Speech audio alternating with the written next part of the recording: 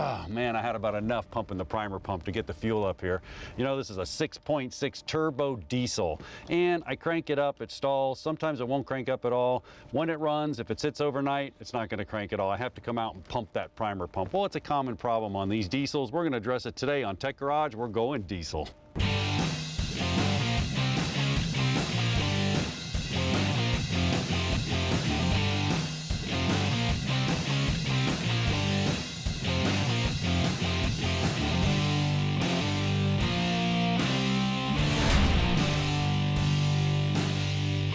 Welcome to Tech Garage, presented by RockAuto.com. Well, I went down kicking and screaming this season. First it was the hybrid, and now a 6.6 liter turbo diesel. Key word is diesel. Brian, I love the rumble, I love the torque, I love the power, I love the truck. I hate the diesel fuel. Ugh. Well, you know, there's a lot to love about a diesel, and some of it is that maintenance has just got to get done. It's not necessarily pretty and all that glamorous.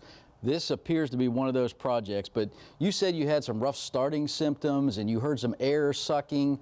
So we're starting with the water fuel separator here. Talk about that a little bit. Exactly what's going on. Well, you know, this is a work truck, of course. You go out in the morning, it doesn't want to start, sometimes hugely extended starts. I come out, I pump, pump, pump, it's ready to go. Next day, pump, pump, pump, it's ready to go. Well, I'm tired of getting out and doing that or going over meeting the guys to do it. So common problem with these Duramax is definitely that water separator sucking air. You know, we got a couple options with Rock Auto as far as replacing the whole thing or just the seals. We'll rebuild this one, we'll put a new one on. We'll make a decision once you get it off. But you go ahead and get it off. I got a demo to set up and we'll show actually how it works. Awesome. These things have a huge job. It literally separates the water from the fuel. Pretty cool how it does that. John's going to show you. But for us, instead of just rebuilding it from the top, we're going to replace the whole unit. There's enough miles on this truck to do that. Routine maintenance, you'll see. You want to drain that petcock at the bottom on a regular basis and keep the water out of that system. Bad things happen in that combustion process, in the compression of all of it when you've got water in the system. So there's two bolts back here that hold the bracket that hold it on. I've got them loose. That allowed me to have a little bit of flexibility to get the fuel lines removed. I got one to go here, and it's a little bit of an arm wrestling match down in here, but we'll get it while John tells you how this whole system really works. Now, gasoline versus diesel, what's that all about? Well, let's take a look at a gasoline system and our own diesel system, and you can see the difference in why we actually are replacing our pump. If you look right here on this first graphic up here, you can see port fuel injection or direct injection. They're both gasoline, whether we're coming up here in the intake manifold down or we're going directly into the cylinder. That could be a gasoline directed engine. Now, diesel's been doing it in the cylinders for years. Over here on the other graphic, this is actually diesel injection. So we're coming up to a high pressure pump. The high pressure pump's then coming into a little pre-chamber here. We're going into the cylinder. We're using a glow plug instead of a spark plug. Bam, explosion, we're pushing the piston down. Now, let's look at the two systems, the gasoline versus the actual diesel system. Now, my gasoline, everybody's familiar with, and you can look at it right here on the table. So we're starting right here with the pump. Now, the pump's down in the tank. Now, that's hugely different than our diesel, and this is why we're having a problem. Down in the tank, we're actually pushing the fuel, and when we push the fuel, it goes up through the rail and returns back to the tank on the other side. So pull up the graphic on the diesel. You can see right here in the fuel tanks back here, we actually have no fuel pump. What's going on here is we're coming up and we're going over here to a little fuel filter separator, and then our deal right here, this is the computer that actually runs it, and here's our fuel separator. Well, think about that for a minute. The fuel separator, then I come all the way up here to an injection pump. Now, my injection pump's doing two things. It's pulling right here with a suction all the way back to the tank, which could be 6 miles down the road. These are ginormous trucks. And then what I'm doing is I'm taking the low pressure, changing it up to high pressure, coming up through the injector rails, man, mind you, 29,000 PSI we can get it injected to, into the cylinders. Bam, you get your explosion. We use the pump for the timing. Different system. Now look at it right here on the table. This is actually off our 6.6 diesel right here, and you can see what's going on. So remember, my diesel pump's all the way up here on the engine. Back located in the tank is nothing. We don't have a lift pump. So we're taking the fuel on one side of the diesel pump right here. we're actually sucking the fuel from the tank and we have to pull it up, all right? Now before that, right here is our fuel separator. So anytime I introduce air into the system, this guy here is gonna start losing its prime and I gotta pump on the top, boom, boom, boom, the air separator, pump, pump, pump to get it to this point. Then what we do, we inject it right here, it's driven here, 2 pistons, we bring that up to 29,000 PSI, we go through this injector right here, glow plug, boom, spontaneous combustion, bam, it blows up, you get that cold diesel rumble. Well, that's how the system works, but Brian's got to get the filter out of there. I hope he's working hard. Okay, last mounting bolt is out up on the top of this bracket. That means the whole assembly is ready to slip down out. Let me get this bolt out. Now, you probably saw we have a drain pan underneath. Sure enough, when I disconnected that second fuel line, we got a little bit of drippage. You want to catch that, take care of it. All right, the whole thing is detached. And there's a wiring harness, a pressure sensor down at the bottom. I'm gonna make sure you get that undone, protect it well. Let me get this guy down out of here for you. Here's the harness, 1 click. And here is the assembly. Let me bring it up here so you can see how it all works. All right. There's the whole fuel water separator. This is the hand prime pump. Lots of times, this is what John heard sucking air. This is what we're ultimately going to rebuild, or actually in this case replace. This is the petcock. Routine maintenance on a diesel, you got to drain the water out of here. Water is bad in that combustion chamber, and that whole process, you're going to lose power, it's going to idle rough, lots of bad symptoms. So we're ready to go, get the new one in. I got to get this over to John, and we got to see what's really going on inside here before we replace it with the new one. So, stay with us on Tech Garage, brought to you by rockauto.com.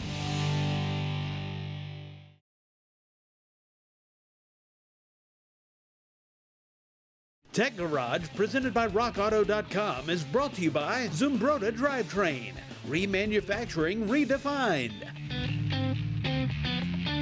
Magic Creeper, the most versatile creeper ever.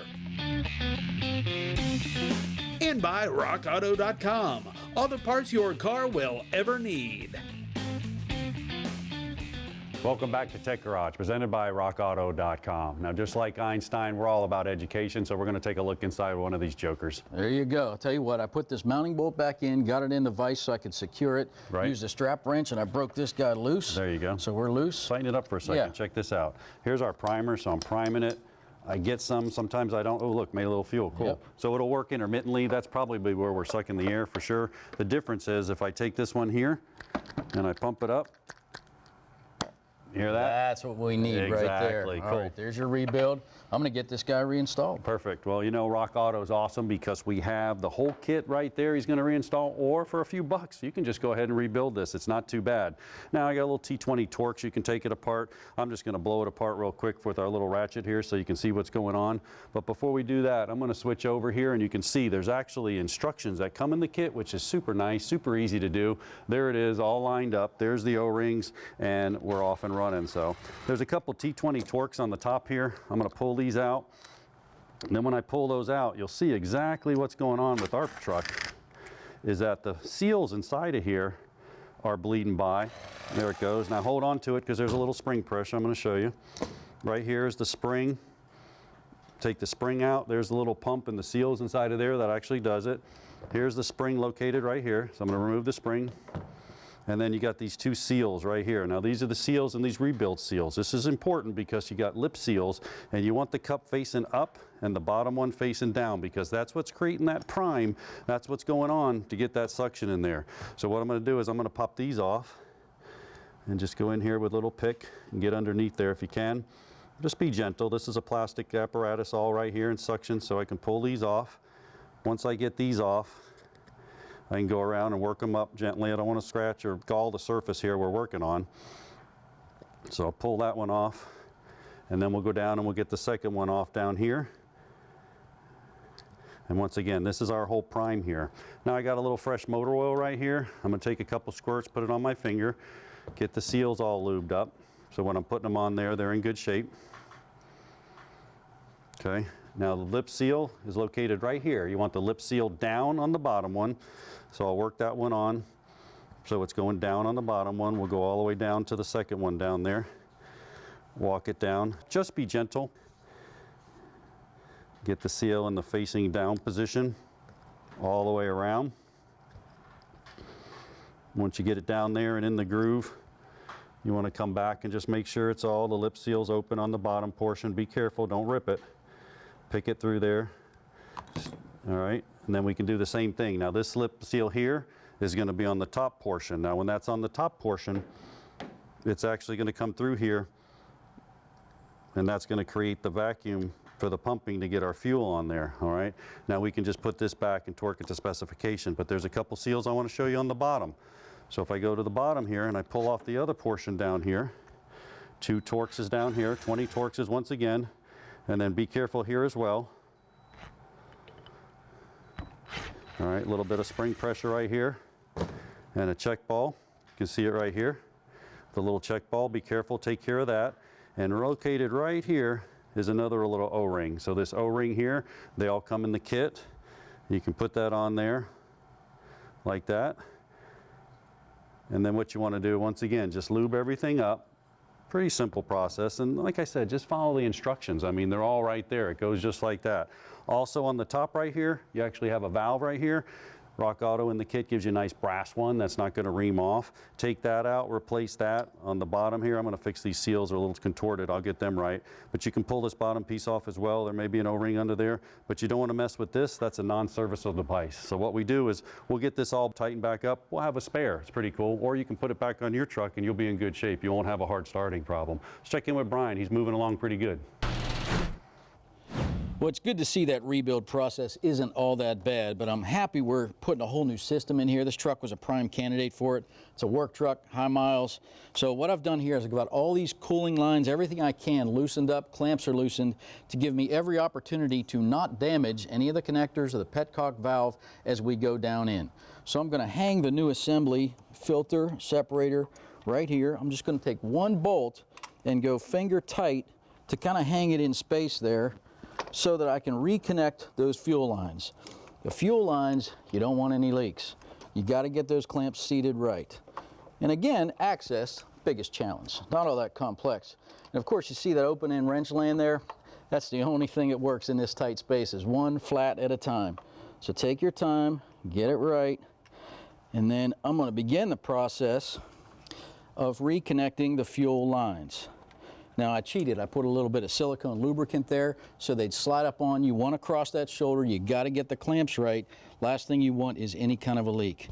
Let me work with one here, get it started up over, and then I'm going to have to use fancy pliers to get it on. I'll get this on, I'll get the whole assembly remounted. Down at the bottom, we'll reconnect the connector. I'm going to use a little dielectric gel there because it's down in the moisture behind the suspension. Make sure that's all good. Hey guys, you got to keep water out of the fuel system. Otherwise you introduce hydrolysis, oxidation, microbes start to grow, bad things start to happen. So this is key to the whole heart and lung system of this truck. So not hard to do. I'm going to get it buttoned up and I'm going to get this thing back on the road and ready for work. Stay with us on Tech Garage, brought to you by rockauto.com.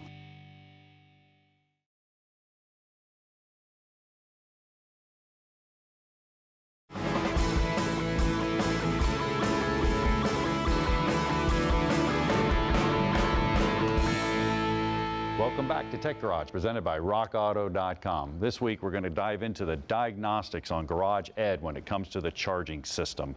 And boy, there's a lot of misconceptions out there, and there's a lot of problems with alternator, man. They're carrying a heavy load, Tom. It all starts with the belt, doesn't it? You got a good story about a belt.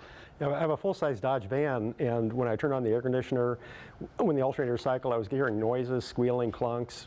So I thought the vehicle has a lot of miles on it. I thought I needed a new alternator, new AC compressor, and it turned out the tensioner was just frozen in the full tension position. You think I'm getting loose and floppy as the age, but this is frozen in the full tension position. So it was giving that jerk to the accessories when they cycle on and off. And that'll do it. And a couple of tips for you, I mean, and for our viewers. You know, you can have an over-tightened belt. That's just as bad as a loose belt. Why? Because you're pushing down on that bearing, introducing a lot of heat into the system, and a loose belt, well, obviously it's slipping, we're not charging.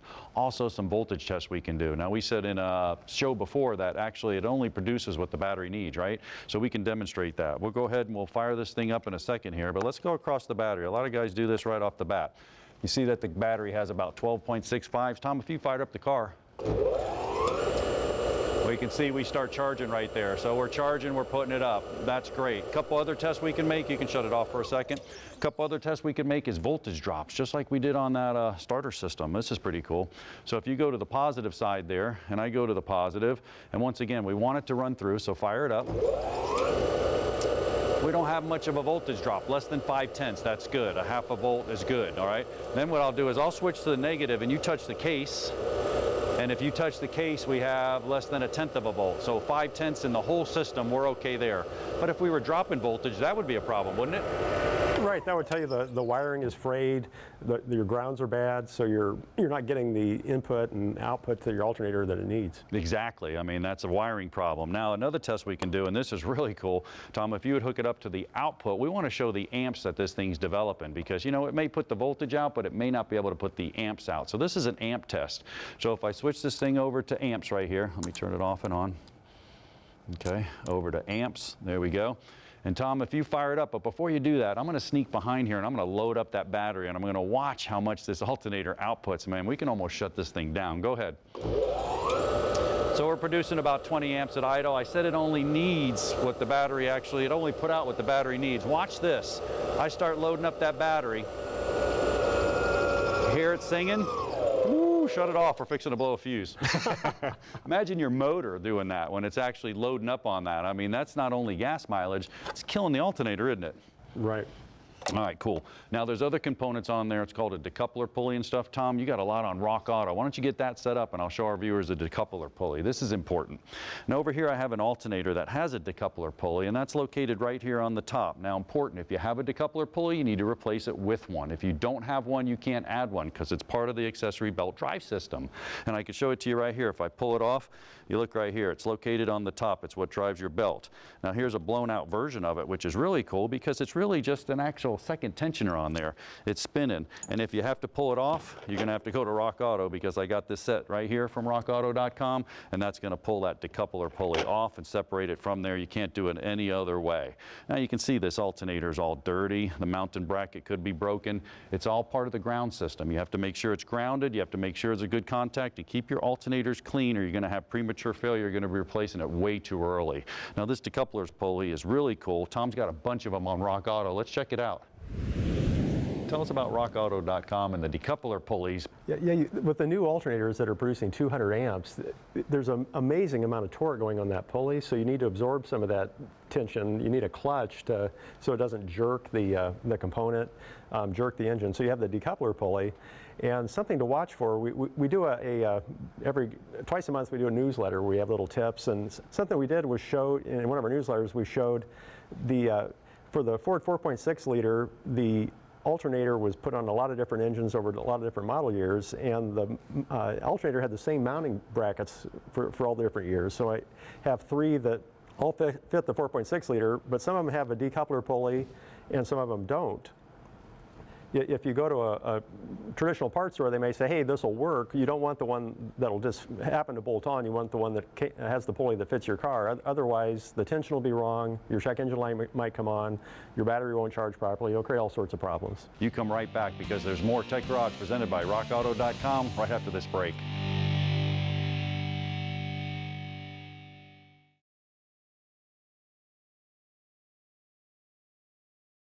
Tech Garage, presented by rockauto.com, is brought to you by Borla, the world's most winning exhaust.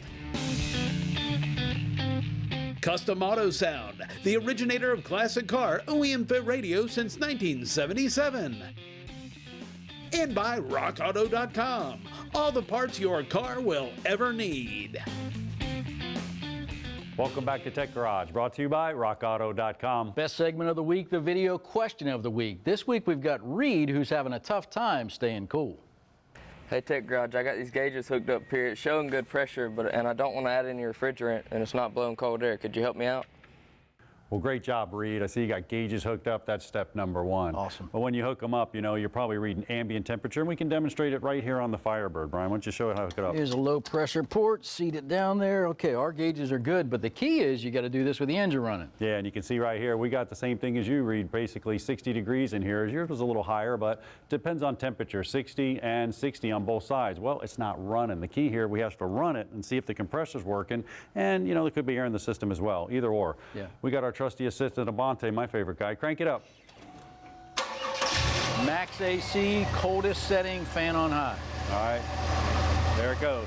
Compressor kicked on. You can see the low side starting to drop and the high side's rising. Go ahead and pull up this graphic. You can see what's going on.